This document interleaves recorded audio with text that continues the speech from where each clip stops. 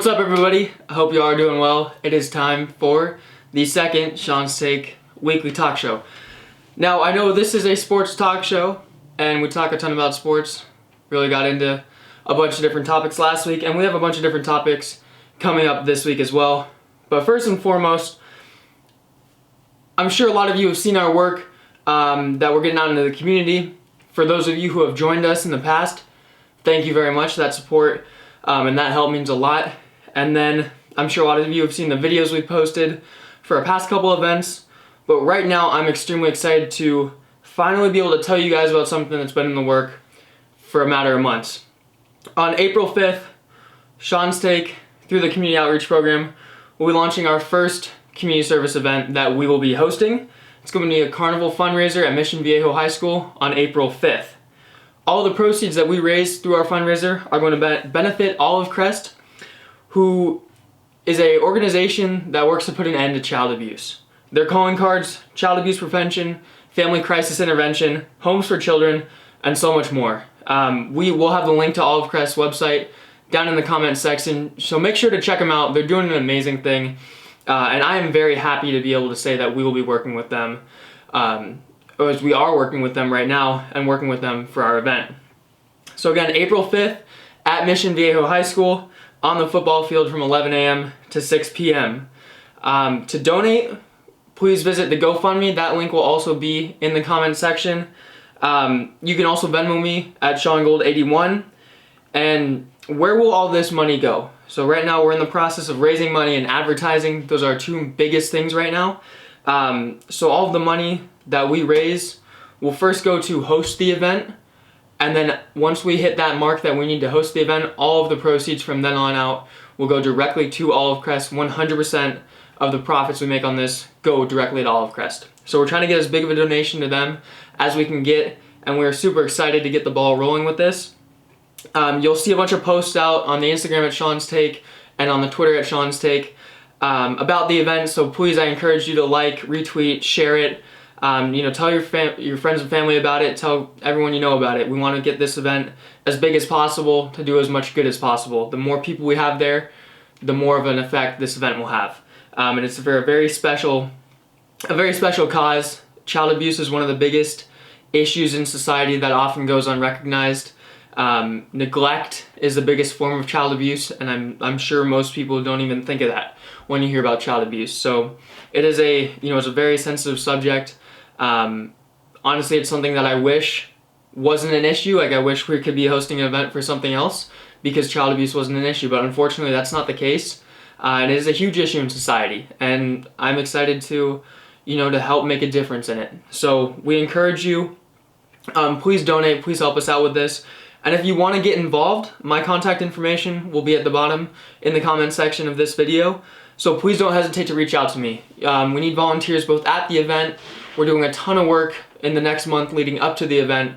If you know any businesses that will be willing to donate, we have an in-kind donation form that we will be handing out to businesses. We have flyers, so if you want to help promote through flyers, we can give you some flyers. Social media posts are going to be huge.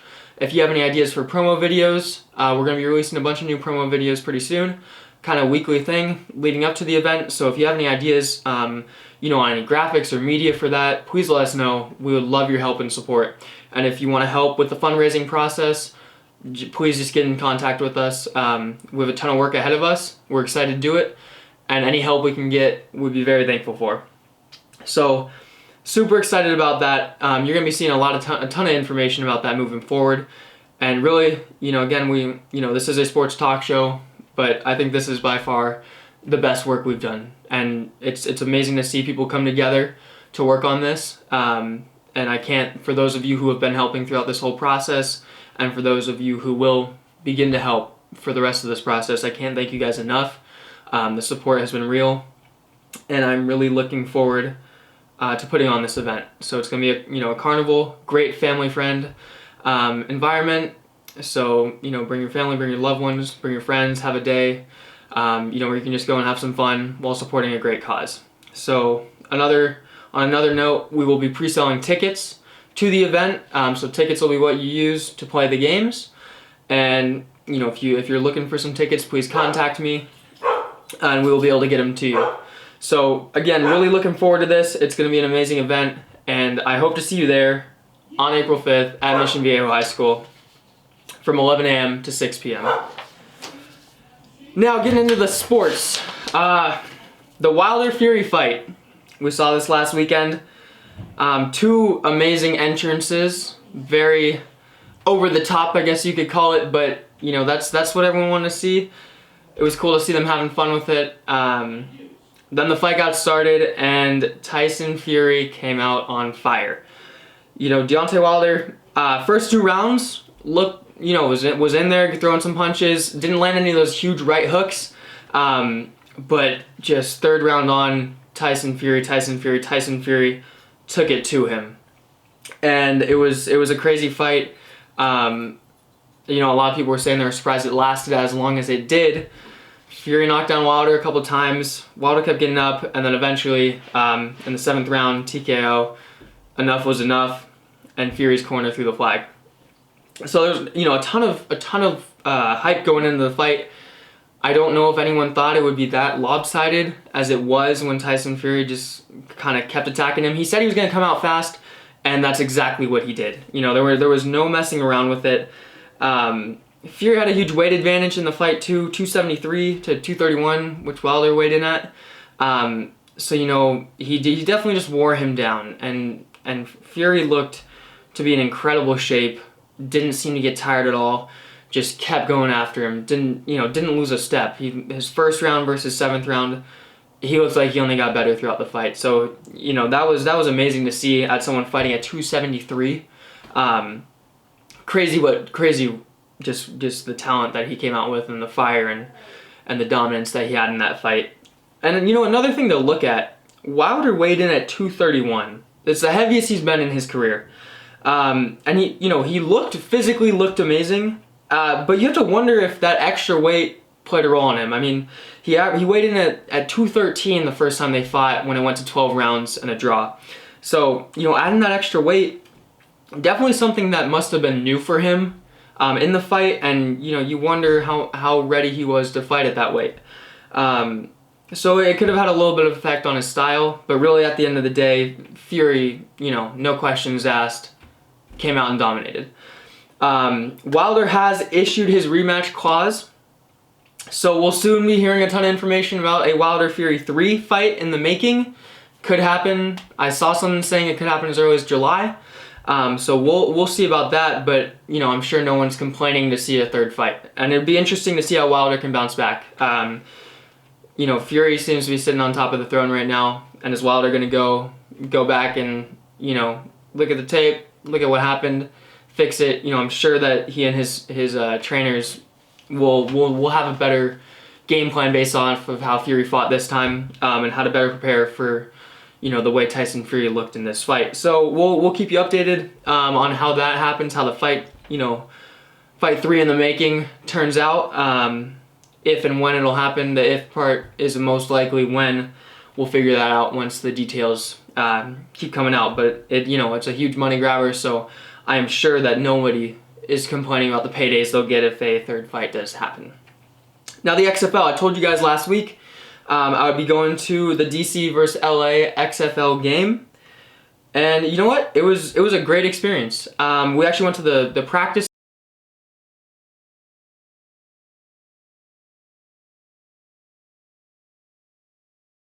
Getting ready, and I'm sure they did not expect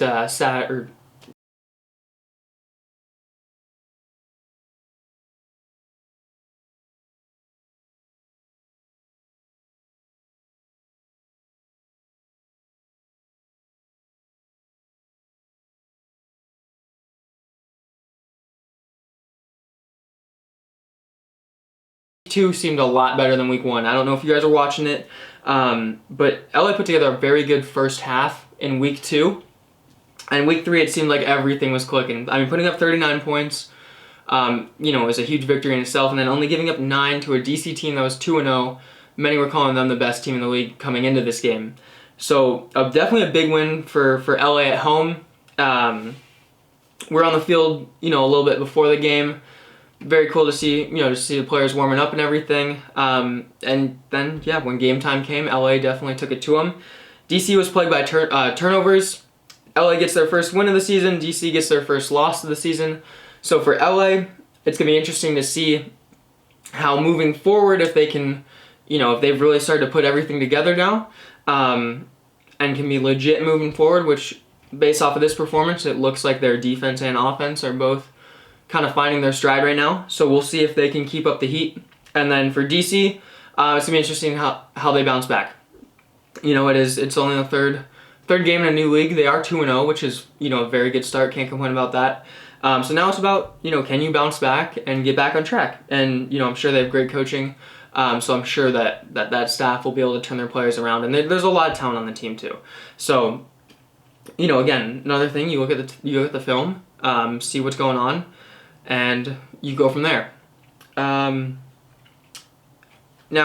staying in the XFL, Houston, 3-0, only undefeated team left in the league. And they easily look like the best team. After DC lost, it was kind of Houston as the clear front runner for who the best team is right now. PJ Walker, the Houston quarterback, been the best player in the league by far. Already way ahead. It's week 3, way ahead of in the MVP voting and statistics and odds and all that. So he's thrown for 748 yards, 10 touchdowns with only 1 interception. That's pretty amazing right there. 112.7 QBR on the season so far. He's looked legit. A huge win for Houston being able to get him as their starting quarterback. And he stayed poised. He's made exciting plays. Right now he is the XFL's version of Patrick Mahomes. Deshaun Watson during the last game on Twitter took some interest in his fellow Houston quarterback. So it's been really good to see the success he's had. And down the line, we'll see if he gets an NFL shot. I'm sure that some teams will take interest in this. And hopefully for him that, he can build himself up a nice resume right now and then get out in the NFL next year and go out and compete. But, for the rest of this season, he's got Houston in an amazing spot. Up 3-0, only undefeated team in the league right now. So, we'll see if they can keep it going too, or if they're going to find some more struggles down the road. But as of right now, they've looked very good. He's got great weapons out there in Houston, and as of right now, they're rolling. So here's how things are shaking out in the league right now. In the East, St. Louis Battlehawks, number 1 team, 2-1, followed by DC Defenders at 2-1 also. New York Guardians at 1-2, and then Tampa Bay Vipers 0-3, the only winless team in the league right now. So we'll see for them if if they can kind of switch it around and flip the switch. Out in the West, Houston, as we were just talking about, Houston Roughnecks up 3-0, number 1 team easily in the league right now. Dallas Renegades at 2-1. They've had a good season too. So we'll see if they can be the competition for Houston. And then LA Wildcats got their first win, so they are 1-2 and third in the West, followed by Seattle Dragons at 1-2 as well. So, the rest of the season is going to be exciting in the XFL. I highly encourage you to watch it. If you live near, go to a game. It's a very fun atmosphere. The new rules are cool to see. The kickoffs were awesome. It was cool to see the different strategy involved in it. And that's another thing too. We did have our first kickoff return for a touchdown last week in the league, and I'm sure there's going to be teams experimenting with different blocking schemes and different return aspects moving forward. And we'll see if a team can find a consistent return that you can get big yards from. So definitely, try to watch a game, try to get to a game if you can. All the fans are exciting about it. They've gotten good turnouts in them for the stadiums. And, hopefully this is a league that can stay around for a long time. There's a lot of good talent in it. It's been great to have more professional football, give more players a chance to not only play at a professional level, but showcase their talent for the NFL. So I'm sure, after the season there will be a lot of guys that get roster spots in the NFL, and it'll be interesting to see the stories that come out of that. So definitely an exciting 3 weeks of the new league, and looking forward to the rest of the season and then see how playoffs go. Moving on, something I want to kind of start doing every week. Best stat lines of the week. So, there's sometimes in sports, this week we have a lot of amazing records and just amazing stat lines that have been posted this week. Other times, it's a normal week, but it seems like week in, week out, there is something very exciting that happens in the week on an individual level. So we'll start with the Washington Wizards. Bradley Beal dropped 53 and 55 in consecutive games. First player to do that since the great Kobe Bryant. Unfortunately for Bradley Beal, both of those resulted in losses. So, his kind of 2 career nights didn't go the way as he planned. He did put up 35 and 5 in the next game, and they got a win, which made him very happy. But still, putting back-to-back 50-point games is something pretty incredible. In hockey, in the NHL, Alex Ovechkin of the Washington Capitals scored his 700th career goal. He is the second fastest player in NHL history to do so, behind only the great one, Wayne Gretzky. And, everyone knows that Ovechkin is one of the best players in the league, but this is a testimony that he's going to be amongst all-time greats. Seriously, he is, one of a kind, not a talent that the world of hockey sees a lot. And 700 goals, in a career is amazing. And to do it as quick as he has, is incredible. So, he's nowhere near done.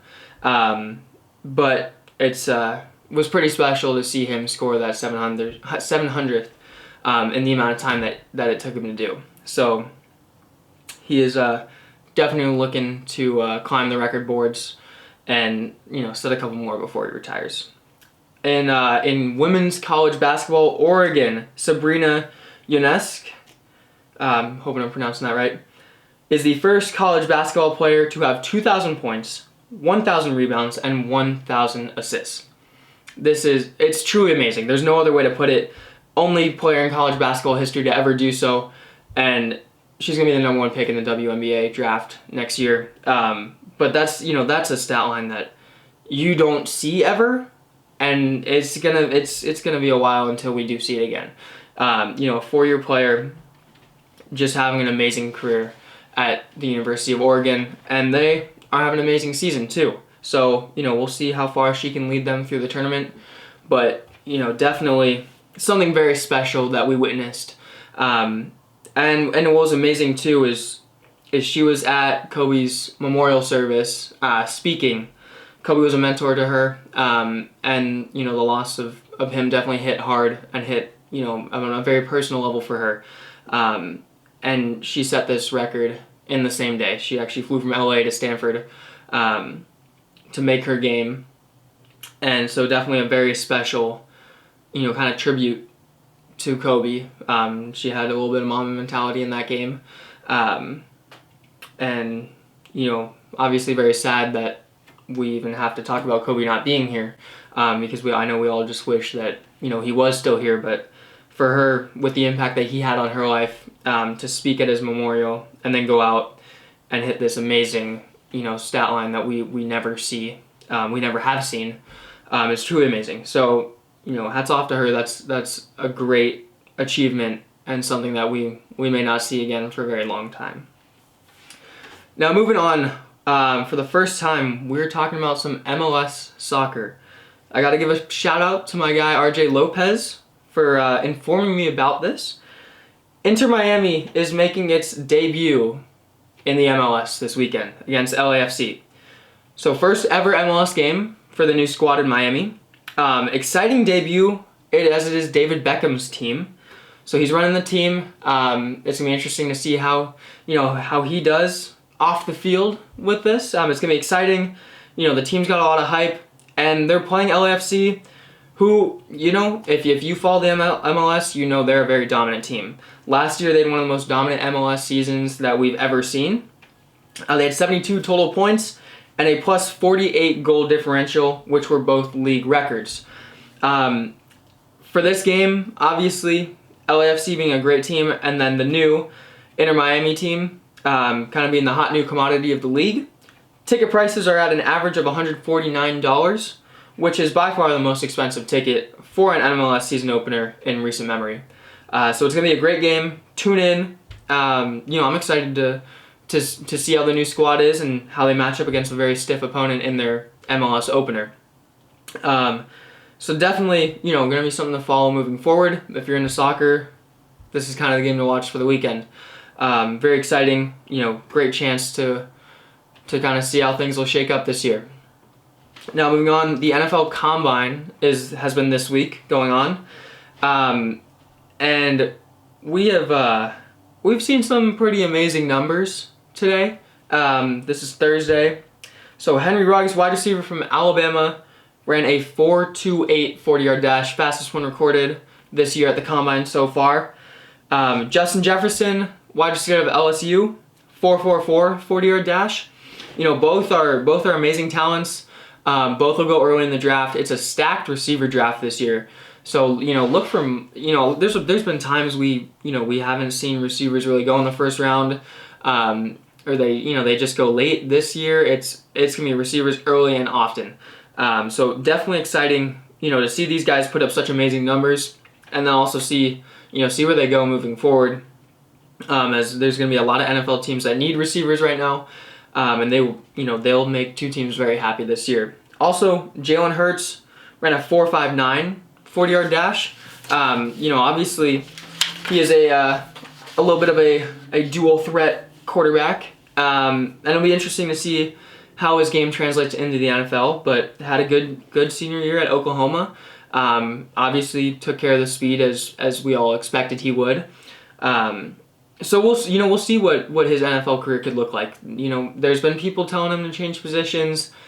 This has happened a lot recently. They told Lamar Jackson to play running back, and he won an MVP at quarterback. So, wish the best of luck to Jalen Hurts, and hopefully, a team likes the way he plays, and he can carve out a little NFL career for himself, playing quarterback and proving everybody wrong again. Oregon's quarterback Justin Herbert projected to be, most likely in the top 10. It'd be very surprising to see him fall beyond that. He ran a 4.68, and he'll be more of a pocket passer in the NFL, but very good for teams to see that he does have some speed with him as well. So it's definitely also, as long with receivers, there's also a lot of good quarterback talent highlighted by kind of the big three of Herbert, Tua out of Alabama, who is having good results with his medical check-ins. There's a lot of people who think that he should make the full recovery and that this won't hamper him moving forward. And then obviously Joe Burrow, who is likely going to be the number one pick to the Cincinnati Bengals. But Justin Herbert running a good 40 time is definitely a good sign. Shows he's going to be mobile. Shows he'll be able to move around in the pocket. So, the NFL draft this year is going to be exciting. There could be multiple trades. The Lions are at the third pick. I've heard things about them taking Tua, but also they're open to trading. They also may take a defensive player. So it's going to be interesting to see what they want to do with Matt Stafford moving forward. He's been there for a long time, but is it time for a change? We'll wait and see kind of what happens with that. But it's definitely going to be an exciting draft season, and Justin Herbert, we'll see where he falls. But there's people who think that he's the best quarterback in the draft. So it's going to be really, really fun to see who trades up, who trades back, who gets the steals of the draft, who makes some surprising picks. So, draft is coming up, which means that we will also have more off-season football news coming up. NFL offseason is just kicking off, and the Combine represents the first draft type of things that we'll be hearing about. So we'll definitely keep you up to date on what's going on. We'll have a mock draft coming out eventually that I'll be doing with some guys. So we'll see how that turns out. See how much the NFL draft will play a role in all of these teams moving forward, and who's gonna kind of hit the reset button, who may be able to get out of a rebuild. An interesting team to watch is Miami. They're sitting, I think Miami was the most overachieving team in the NFL this year, and I'll tell you why. They were projected to go 0-16. Nobody thought that they were going to win a game. After that first loss to Baltimore Week 1, they were called the worst team in the NFL, in NFL history. There were a lot of people saying that there's never been a team so bad. You heard every bad thing about Miami, and then all of a sudden they flip the switch, win 5 games.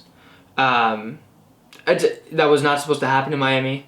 You know, they're in a rebuild. They traded away good players for draft capital, and all of a sudden, you just saw the heart in the Dolphins come out. And credit to the whole coaching staff, to the organization for sticking together, the players for sticking together in the locker room. You didn't hear any bad issues about the Miami Dolphins locker room, and that's a hard thing to do when you know the whole NFL world is against you. So, really big credit to Miami. But the only thing is now, are they too far back to get a quarterback? They have the draft capital they got. Are they going to trade up? Early in the year was tank for Tua. That's what we all heard. Now it seems like Tua will be gone by the time they get to their pick. So it's going to be interesting if the Lions are looking to trade back. Miami is definitely an option to trade up and get the quarterback. So we will see. We'll see what happens. But it's definitely going to be an exciting time as the NFL offseason gets underway. Speaking of the NFL offseason, here's a rumor for you guys. Tom Brady is out of New England. That's what came out today. It's hard to know which reports to believe and which to not. We've kind of heard it both ways. And if he does leave, I don't know what the Patriots are going to do. Though obviously they're going to draft a quarterback regardless of if he's there or not. But to let him walk without having a true answer behind him is pretty risky. And they want to take that transition year of a new quarterback. I still think, re-sign Brady for a year or two, draft a guy, let him grow under him. Same type of thing we saw with Brett Favre and Aaron Rodgers. It worked out great for the Packers. Either way, I'm sure the Patriots know what they're doing. They're, the best run organization in the NFL. So, we'll keep you updated on Tom Brady's situation. But whether he is in New England or if he goes somewhere else, I'm sure the offseason will be exciting, and I'm sure there will be rumors thrown around weekly until he actually makes a decision. Other news in the NFL, there was a new proposed CBA deal, and they're in negotiations with NFLPA. So I'm not sure if you guys heard of this, but what this new deal would include is a 17-game season instead of 16.